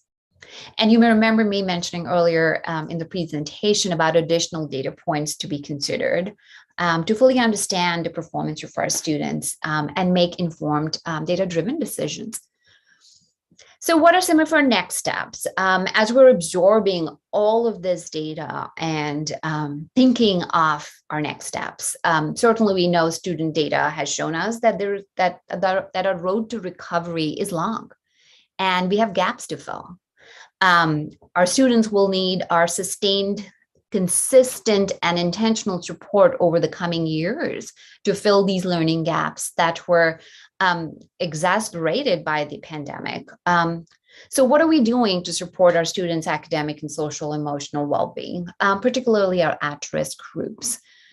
We've targeted, as a part of our multi-tiered system of support under our strategic plan initiatives, we're enhancing and streamlining our data-driven culture even more. Data is a part of our conversations every single time we're talking about decisions we make, instruction as well as non-instructional, but mostly looking at our student data to drive instructional decisions. Our sites and department are using the data protocol and the data cycles to make decisions. We have 5 6 to 8 week data cycles throughout the year. And student progress is monitored and reviewed in alignment with these data cycles to ensure we can, all of our students receive the academic support that they need at their level. RTI implementation is being remapped at our schools with more intentionality based on what our student data is telling us. Or, staff, teachers, grade levels in school sites, and our site principals, our instructional leaders are digging deeper into the standards and looking at regrouping students based on their progress monitoring on standards. It's not just overall levels, but digging deeper into standards-based data. MTSS, our multi-tiered system of support, is going to strengthen this interdepartmental collaboration, which then in turn helps close the gap for all of our students through a cohesive effort. And we're excited about that. Our schools are also using our SBAC and iReady data to develop their school plans and have action steps that are ensuring positive outcomes for students, especially our at-risk groups. We're placing a heavy emphasis on designated ELT each week. It's a non-negotiable. And by non-negotiable, we're providing support for designated ELD time, as well as integrated ELD through our SIOP implementation. We're, like I mentioned, refocus and reboot, right? So we're going back to what we know worked with ELD, but even more intentional about coaching our coaches and training them on their SIOP understanding and learning, so they in turn then train their site teachers and support their students in the classrooms. All of our classrooms are expected to have their high quality content and language objectives not just posted, but reviewed and assessed, measuring how our kids have done on the objectives at the end of the lesson, right? Or the end of the week, or measuring them and using them as a guide. And all of our teachers are expected to deliver systematic instruction on key academic vocabulary to fill those gaps of learning for reading for our kids as well. We're providing feedback on ELD implementation with district and site leadership through regular walkthroughs as well. Looking at going back a little bit to our MTSS data cycles, where data feedback meetings are going to be rolled out as a part of the initiative. So feedback will be provided to our principals on how to analyze their data and as they lead their teams through the data cycles. Our Superintendent, Rudolph, thank you, and our Ed Services team will be meeting with principals individually to review their site data. Our cabinet members will observe principals and provide feedback as they're leading their teachers through the upcoming data cycle. Superintendent Rudolph and the Ed Services team will also review the school plans with principals to see if we need to make any revisions. Do we need to adjust things? We will continue, we'll also continue the development of our equity scorecard, which will be another way for us to measure our student outcomes. We're excited about all this work. As we're looking at our extended learning opportunities program, we're partnering with our YMCA and Right at School to extend the day for our at-risk students and provide families childcare after school. We're also, as a part of that, using our leftover tutoring lessons from last year for student support. For example, our middle schools can use the paper licenses for some initial writing feedback. So then the teacher provides them another round of feedback for students. So they get 2 feedback opportunities versus just one with the teacher from earlier. We continue to invest in supporting our teachers through our instructional coaches. All of our elementary sites have one coach, and Castro, our high need school, has two coaches. We have hired a tech TOSA this year, and we have content area coaches for our middle schools. But we also have an ELD TOSA who's already worked on building a dashboard for professional learning opportunities, and just conducted trainings at some of the school sites as well as join in classroom walkthroughs with Director Chang and the site principal to provide coaching feedback and support for English language development specifically. We continuing our support for teachers and staff by exploring a partnership with the Knowledge Alliance. This is very important, as we know that the importance of social emotional learning is valuable, and we'll talk a little bit about it. But we need to support and have the option for a therapeutic counseling support for adults, teachers and staff to navigate their own well-being as they support students. We have SCEFs and at-risks to support families and students at our sites. We have additional support at Castro with not just two coaches, but the additional SCEF and an at-risk along with the IAs for our kindergarten to second graders. So teachers have opportunities for small group, reduced class size, and targeted instruction as well. Professional development. We know research has shown it is the key to making instructional shifts. So we continue to provide our coaches, administrators, and teachers professional development. This year, we're focusing on SIOP, like I mentioned, our MTSS data protocol and data cycles. We already had training on supporting student behavior, some job embedded coaching with discovery education for our STEAM teachers and our administrators as well. The social emotional impact effect of the pandemic, it's taken a toll on everyone at different levels, right? But the pandemic has also brought the importance of SEL into the focus, and it has drawn our attention to take a more holistic approach for student learning and development. So SEL support in particular is particularly important and relevant for our at-risk student groups who may have received limited support during distance learning or school closures. Just recently, Director Jimbo joined the coaches team and myself in leading a conversation and providing our instructional coaches with strategies and supporting student understanding and supporting student behavior. And the coaches were so excited to have that conversation and those strategies to take to support their teachers at sites. We're going to use our SBAC data as a baseline, and we will put more focus on preparing students for the longer and more complex questions that are a part of the performance task. That's writing piece with critical analysis and thinking. We'll create and present a report for correlation for iReady and CAST to the trustees, and the staff will bring the dashboard presentation when it is released in December as well. In the end, trustees, I want to close this presentation by saying we've been here before with lower test scores a few years ago, but we know that our theory of action works. We know that a focus on using data, aligning our resources, supporting people, we know that it works.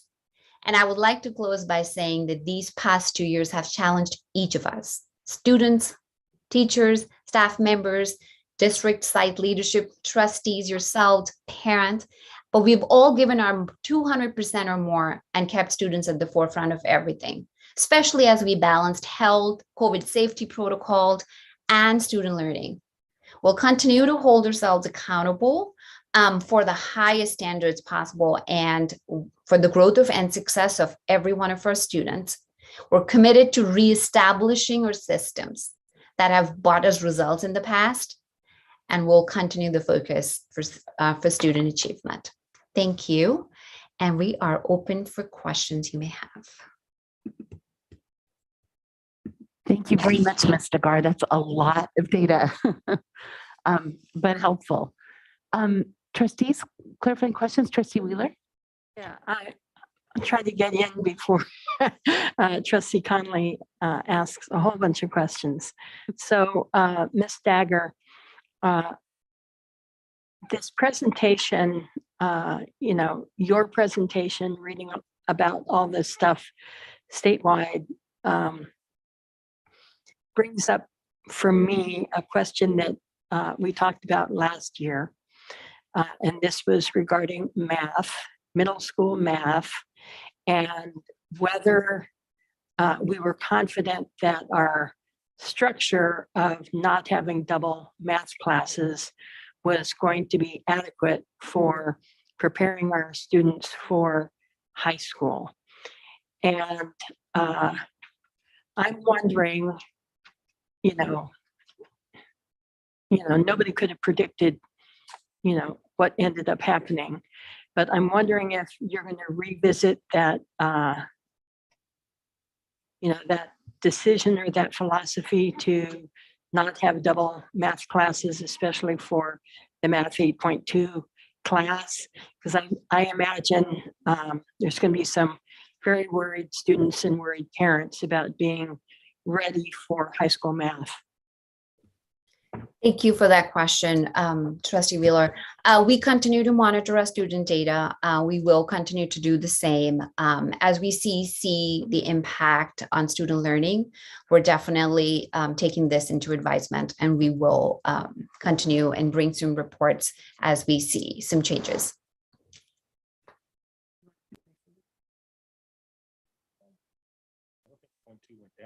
You're not on. Go ahead on the next person. We'll come back.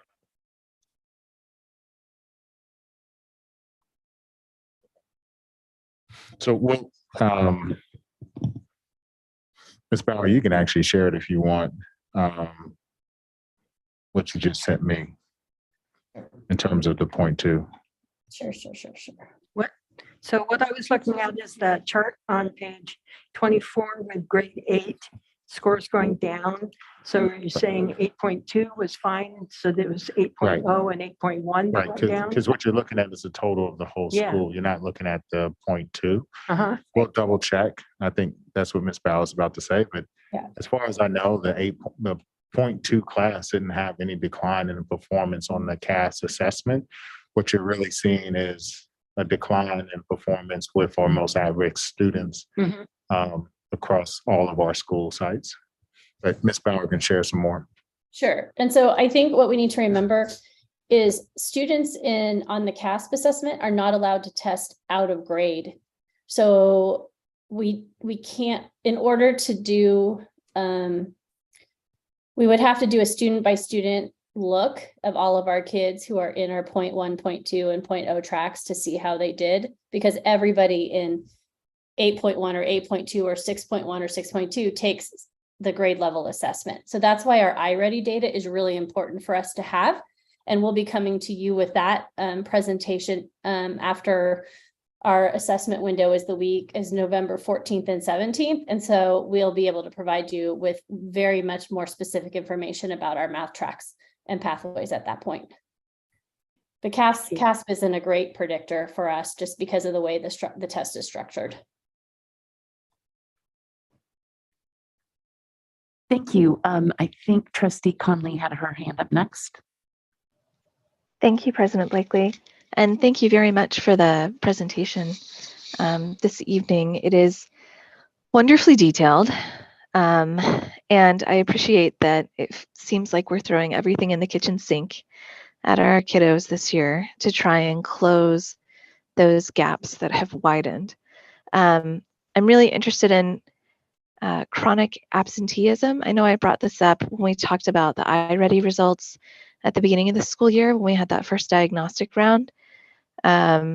Interestingly, the NAEP data that was released nationwide in just the last few weeks showed there weren't significant differences between states where schools closed and states where schools stayed open. And I think a lot of that comes down to actually the chronic absenteeism that happened as students and staff were out sick. So when the iReady, I'm assuming that the first benchmark comes back to us, if we could have that chronic absenteeism data from the last couple of years to compare, my hunch is that our low-income students and our English learners may have been disproportionately impacted by chronic absenteeism. And, part of what teachers are dealing with in the classroom now isn't just a widening of academic gaps, but also, a behavioral skills gap, just how to be in the grade level you're in since they missed that social development. So I'm glad to see there's an emphasis on that. Thank you so much. Yes, I remember that we had this conversation, and I did read the NEAP data as well. And it's interesting to see that California is not as impacted as some other states as well. But definitely, thank you. We'll keep this in consideration and advisement. I appreciate that. I was actually going to ask about the absenteeism too, so I'm glad you're looking at it. When I was reviewing the site plans, I was pretty shocked at how high the chronic absenteeism was at certain of our schools. So it's not only behavior problems and readjusting, but it's if the kids aren't there, they're hard to teach.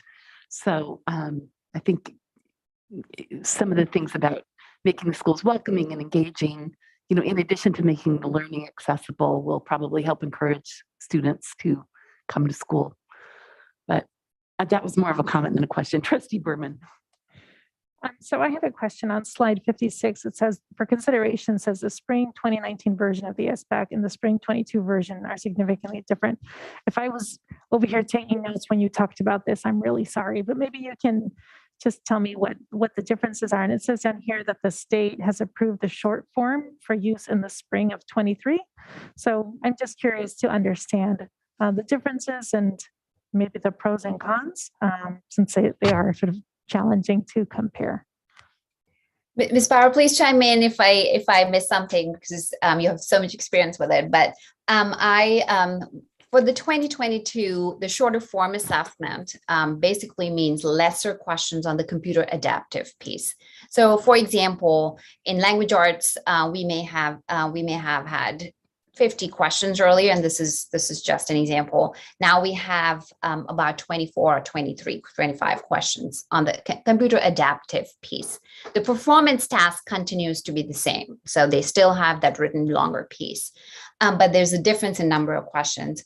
Another thing that is different with shorter form is that the performance task is basically dependent on the level of difficulty of that assigned task to the students, and we don't get, since the number of questions are less on the computer adaptive piece, we don't get the individual score for students in a particular claim area. So that's another difference. Anything I may have missed, Ms. Bauer? I think what we have to remember with the adaptive portion is, I think the pro, and the state was looking at this before the pandemic, the pro to changing to a short form assessment was that there was a lot of concern that the test took a very long time. Some students were taking hours to finish, and there's not a time limit on it. So there was worry about test fatigue. And so when they moved to the short form assessment, while it is shorter, there's less test items. It's definitely, if you think about it, there are not as many items for students to show their knowledge anymore, because it's a computer adaptive test. So the test adjusts, but now there's less items for students to go through. And then the performance task itself plays a larger role in the student's overall score. So again, pros and cons, shorter, and less test fatigue, but yet less items, more difficult, or could be more difficult for students to really show what they know. So just want to give you an example of why the number of tests is important on a computer adaptive test. So essentially what the test does is it tosses out a question that's sort of middle tier, and it sees how you're going to answer it. And then the test does one thing: you get it right, it goes up. If you get it wrong, it goes down. When we have more questions, it has more variability. So it keeps swinging almost violently up and down, up and down, up and down, up and down, like until it finally gets closer. And then what it starts doing is it starts honing in on what your actual score is. The downfall of having a computer, less questions on a CAT, is that it will it expects you to get there a lot faster. So you don't have the opportunity. So we may have some kids who may answer a question incorrectly and then see it again as a test. The first half of the test is trying to adjust, which is about 20 something questions. And so they may answer it the second time around because something else triggered. With half of the questions, that swing happens in less time. And once it sort of sets into where it thinks you are, it will make that determination. Now, the good thing, as Mrs. Bauer said, is that, the beauty of it is it's not as long as a test, so you don't get the fatigue that you normally get at the end. But the downfall of it is that it means that the questions at the very beginning matter even more than the questions in the middle, which had a greater ability to influence your final score. And so that's where the biggest difference between these tests are. And that's why it just takes some time to adjust, right? So what we now need is we need kids to be a little bit stronger in their answers so that the computer adaptive test doesn't swing down and stay down at the bottom for a considerable time. Because all it does is the first, 5 or 6 questions, up, down, up, down, up, down. And then after a while, it just sets it at a bar and then it just drives, it gets closer and closer to it thinks you're there. And the kid could be able to perform in a different area, but it won't ever ask another question that way. Did you have any other questions, Trustee Berman? Okay, thank you. I had a couple. One, I was very impressed with the market improvement at Mauna Loma. That is something that we haven't seen for a while. So, and you mentioned, I'm wondering what they're doing. Are there some best practices? You mentioned the RTI math focus, but then maybe that leaves ELA wanting. I don't know. Are there any things that have been Ms. Lee and others doing over there that we could, share with other schools? I actually had a conversation with Ms. Lee about this. I was like, when the results came out, we talked a little bit, and she has said the intentionality of the RTI focus and standards being used and targeted with regrouping students, that small group instruction piece, and having that continued small group outside of RTI time during math block as well has been something that they've been using at their school side. And specifically with students with disabilities, she said we really followed their accommodations and practiced their accommodations. But math just, if I missed anything, Ms. Lee, you can chime in, but we had this conversation. It was RTI math focus for them that their student data showed, and it showed some growth for them. Well, it's wonderful to see. I hope that maybe we can share best practices, with the other schools. And I know that you do that. I had also noticed that kind of in general, but not everywhere, that the students with disabilities, and you just touched on that, did better, made market improvements. And also at the middle schools they did. And is that perhaps because of the co-teaching, or do we have any theories for why that is and how we can continue to see those gains? We could go down a list of all the things, right, that impact. It would be really hard to hone in or say this is the reason why it improved. But I do think that it's a combination of factors, like our students with disabilities having these accommodations. Some of them test in a smaller group, which helps them. We know that the teachers practice give them smaller group time to practice the CASP assessment as well. We know that, co-teaching does make a difference, and it helps students with having an additional teacher. So there's a multitude of factors. It would be really hard to pinpoint one, but. Great, thanks. And Ms. Bauer, did you have something to add? I just wanted to also say that over the course of the last couple of years, we also implemented SPIRE and specific curriculum to support our students with disabilities. And I think that plays a role in the success that they're having. Well, it's nice to see. I know we need to see success in some other areas, but it's good to see what we have. So were there any members of the public that wish to comment on this item? If so, please raise your hand in Zoom.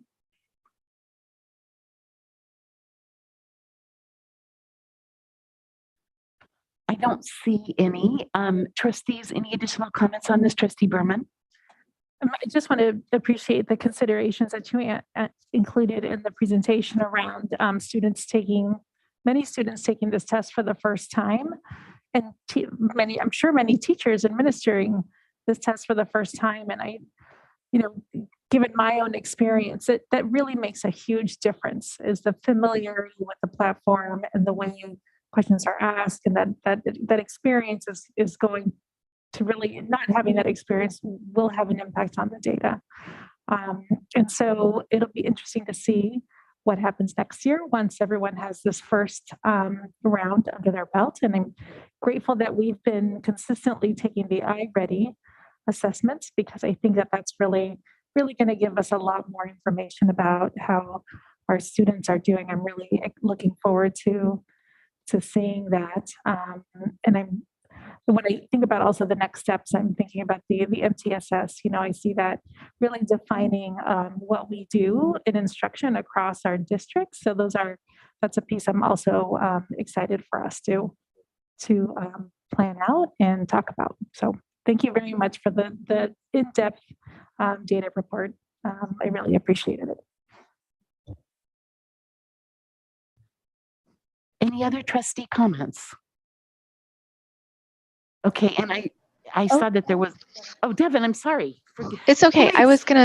It's okay. I was gonna point out, I think somebody tried to raise their hand for public comment and just wasn't quite fast enough. I don't know if their hand is still up. I think Dr. Rudolph just lowered it, but I did not see any hands when I went back. And so I would ask you, the person that had their hand up, to please, we're happy to listen to your comments, or not listen, but receive your comments. If you could email them to us at trustees@mvwsd.org.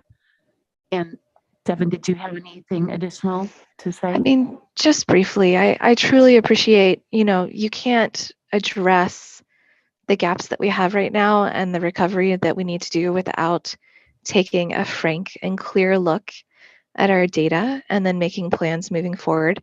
And so I appreciate our staff's transparency with data, and also, the level of detail that has gone into recovery plans across the board at all grade levels, at all school sites. I know our principals and teachers and our district office staff are working incredibly hard. So thank you. Agreed. I really appreciate all the in-depth analysis. It's a lot. So thank you very much. We will now move on to item 10, board updates. Did anybody have any updates that they wanted to present this evening? Okay. Item 11 then is items for future agendas. Dr. Rudolph, was there anything? President Blakely, you're fast on the draw. I had my hand up. I'm sorry. It's okay. I just wanted to share that the Digital Equity Coalition, which I helped co-found and addresses internet access in our county, recently we got to meet with the National Telecommunications and Information Administration to talk about 2 programs that the federal government is starting up that are going to directly impact California and may impact our county and schools. One program is called BEAD and one is called Digital Equity. And it's about funding that our county is probably going to try and tap into to be able to expand public broadband here. But one of the things that's most interesting about it is that there is a requirement for a lot of community input. So it's something that as it moves forward, there might be opportunities for our district, for example, to have parents give community input about their internet access needs, or also training around how to use the internet, call it technology literacy. So I wanted to share that with the board and with Dr. Rudolph. Thank you, Trustee Conley. And thanks for all the work you've done with the coalition. Okay, now we'll move on to items for future agendas. Dr. Rudolph. Yeah, so this was briefly touched on before, but the request is a discussion of adding a board policy on drug education in middle school, particularly fentanyl, along with a discussion around policy around middle school access to naloxone or Narcan.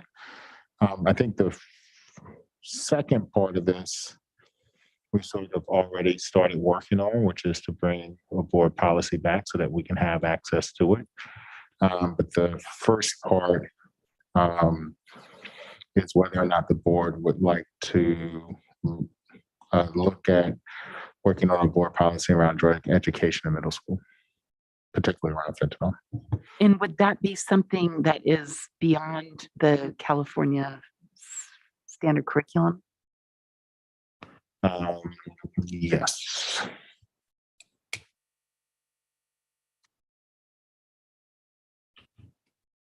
Wait, can you repeat? So you say that one more time? Sorry. So what? So, and Kathy, you can chime in. There isn't really a set curriculum, Right.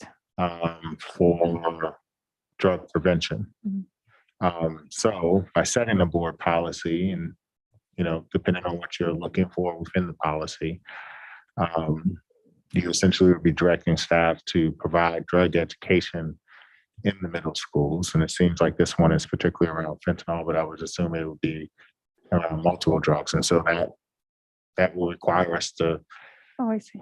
to find either a drug education program, curriculum, or something in order to do it. So No, I guess the reason I was confused is because when I had spoken to someone from the county here, when Mark Berman had that, when we had the health fair at Castro, I thought that they had shared information that they were doing all of the training, and all the board had to do was pass the policy, and they would move forward and train staff.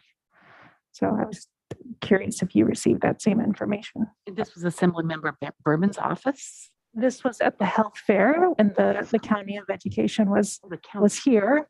We have their contact information that they said they would do all of the training as long as we pass policy, except the training. I haven't heard that, but maybe Ms. Bauer in your meetings, maybe you've heard that. I have not heard anything about that in my meetings. I will share that information that I received. That would be great. In terms of I am definitely interested in the second thing, because I think that we should have the anti, Narcan and stuff on campus. But the first one, unless there's like I guess I would be supportive of having the district look into it, if their county is providing something. But I don't know that we need to add that to our curriculum if it's not something that is fairly standard. Trustee Wheeler, you look like puzzle. Can I make a motion? Can I make a motion to extend the meeting by 10 minutes? Yes. Second. All in favor? Aye. Okay, done. Whew, thank you. Thank you, Trustee Conley. And I think I'm not opposed to taking on both tasks, but I feel like I don't have very much information about what a training program would entail or how it's provided. So perhaps we could just begin by getting in our written weekly update, maybe an update on what the County Office of Ed is doing to give us some background on that. Yeah, we can look at what options are if you send the information, and I can provide a summation of that and maybe look at what possible next steps, and the board can deliberate that part. But I do just want to make sure, it seemed like it was pretty clear, at least having access to something like Narcan was a yes. Yes. Okay. Yes. And then I think there was a public comment on this item. President Blakely. Jeff had their hand up, but it took it down. Okay, I guess we hadn't opened it up for comments from the public, but there is one hand up by Jeff. If there's any other members of the public wishing to comment on this item, will you please raise your hand in Zoom? And in the meantime, Dr. Rudolph is going to get the 3-minute timer up for Jeff.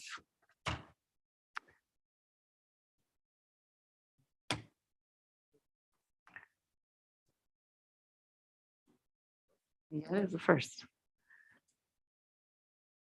Okay, then we'll just take this one public comment. Jeff, please unmute yourself and share your comments.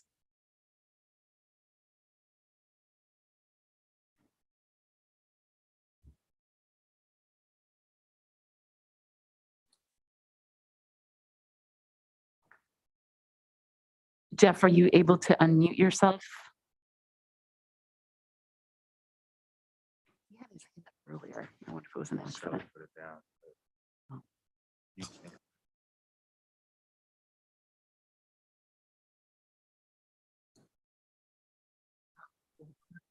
Oh, now I can speak. Can you hear me? Thank you. Yes, we can. so- Thank you. Okay, thank you. So my comment is about the Graham Middle School.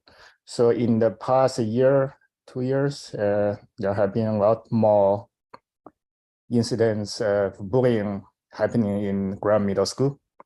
And the recent one is, I think happened yesterday that I heard of. A racial slur was used, and that's concerning.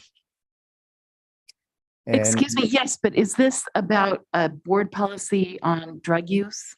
nope, this is about Graham Middle School discrimination, racial slur. Yeah. Please share your comments with us by email. This isn't the time to provide comment on that. That came earlier in the agenda, but we're happy to receive your comments, and please email us at trustees@mvwsd.org.